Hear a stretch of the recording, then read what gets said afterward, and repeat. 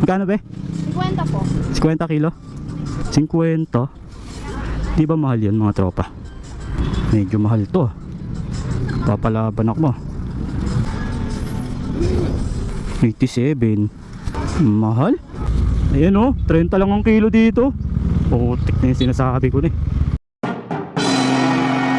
Good morning mga tropa. So ayan na, tapos na tayo mag-deliver sa JNT.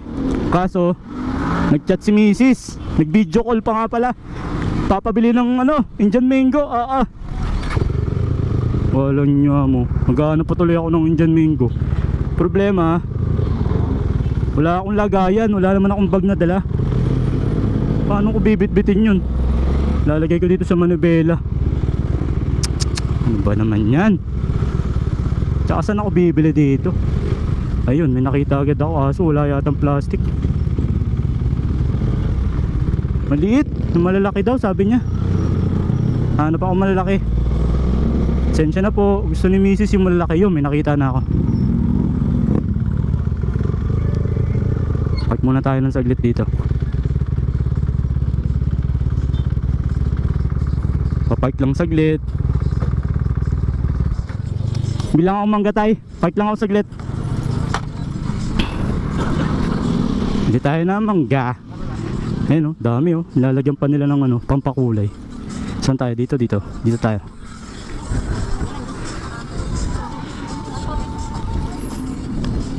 Magkano po sa manggang Indian mango? 50 po dyan. Siyempre. Magkaiba pala.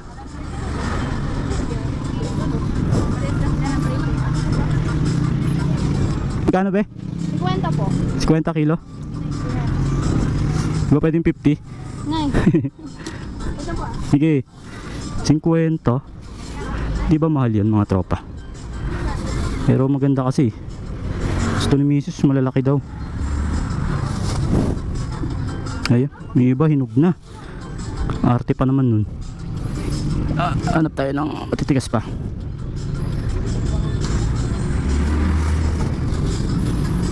Medyo mahal to.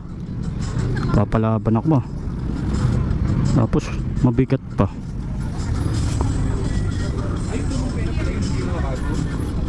Yun ito maganda nasa ilalim pala yung magaganda. Hehehe. Okay na siguro to.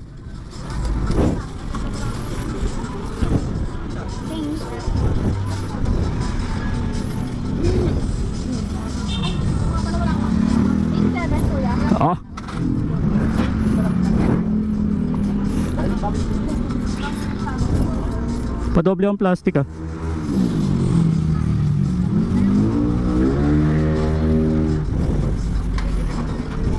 87.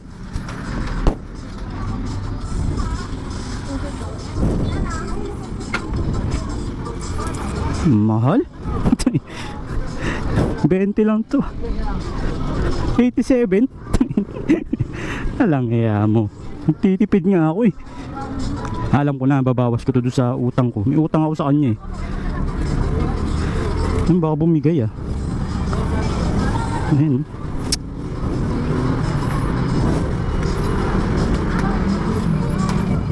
Hirap nito. Ano ba naman yan? Init. Ay nako Norina, nahirapan pa ako. Tapos tinakpan pa yung dadaanan natin. Napakamalas talaga. Ay nako, narangan pa Ay Diyos ko.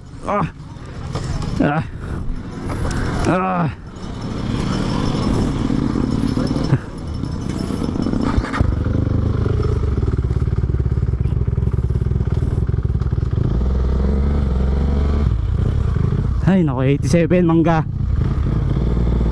Okay. Buti na lang may natira pa dun sa pera natin. Minsan lang naman yung maglambing si Mrs. Nangangasim. Lo. Yan overtake tayo. Ang init. Ang ingay ng plastic. Mapapansin nyo, iba yung dinaanan natin. So nandito tayo sa Barangay Banlik. So ito talaga dapat yung daanan ko pauwi ng bahay. Ang kaso lang, laging traffic dito.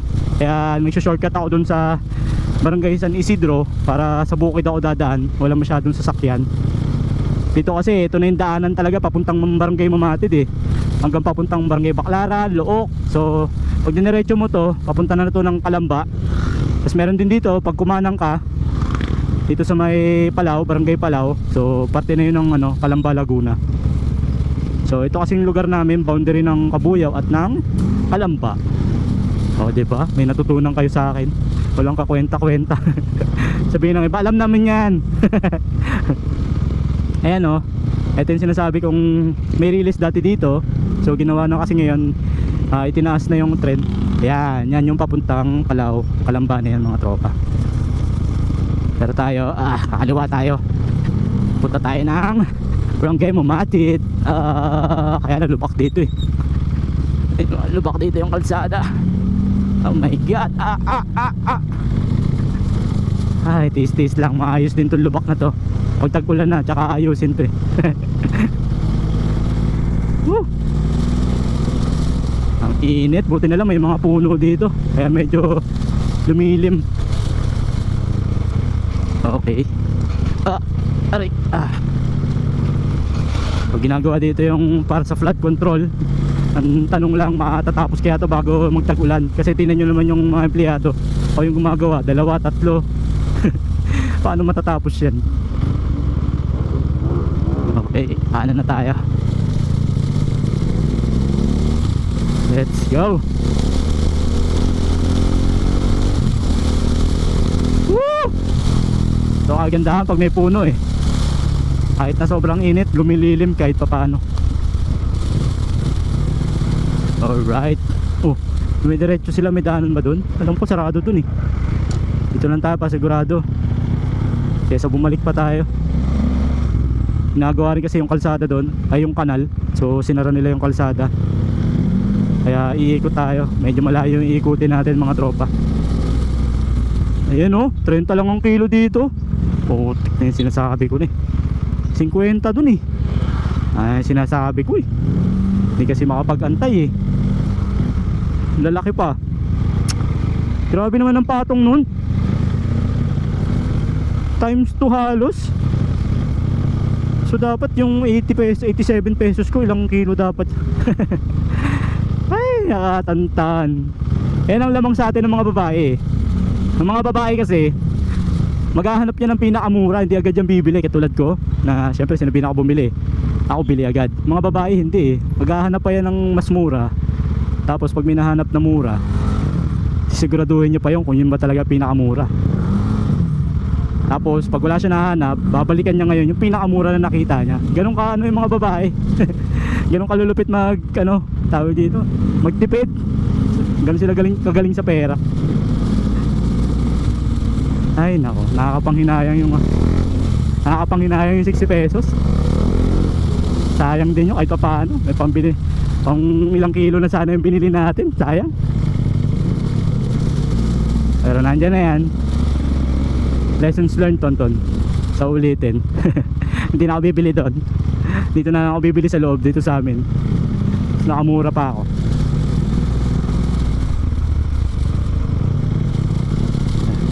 Layo tuloy ng ikot natin mga tropa.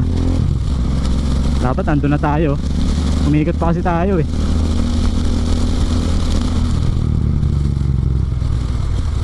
Okay. Kasi ngayon kakanan na naman tayo. Kasi kung kanina dire-diretso lang dapat tayo.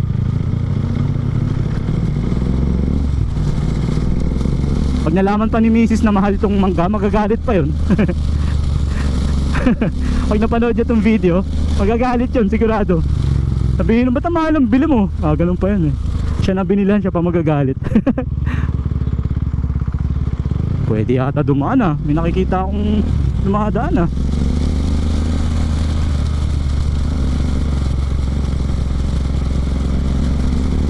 Take na tayo.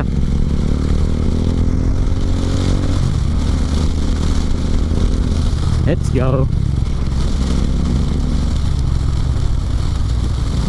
Alright. Malapit na tayo sa aming Extraordinary Subdivision. Walang iba kundi ang Extraordinary Homes. Alright. Alright. Sa maligo.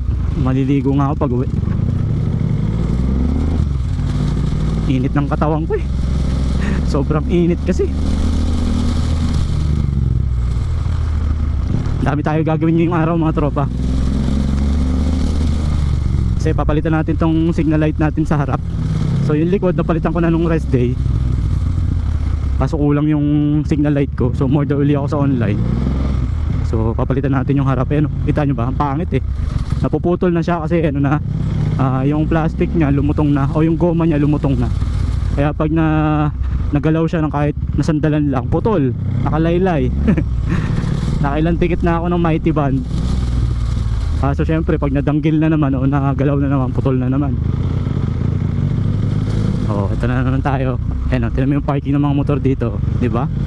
Parang kotse lang. Kotse maunawaan ko pa eh, pero yung motor hindi. Yan, ganyan dapat, naka-side. Hindi yung nakaharang.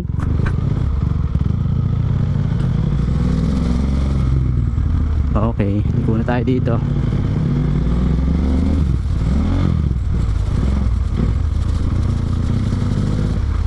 Okay. Woo! Sa wakas, inaanak ko. Dito na tayo. Home sweet home. Sarap na swimming ng mga inaanak ko. Oh! Mga bata.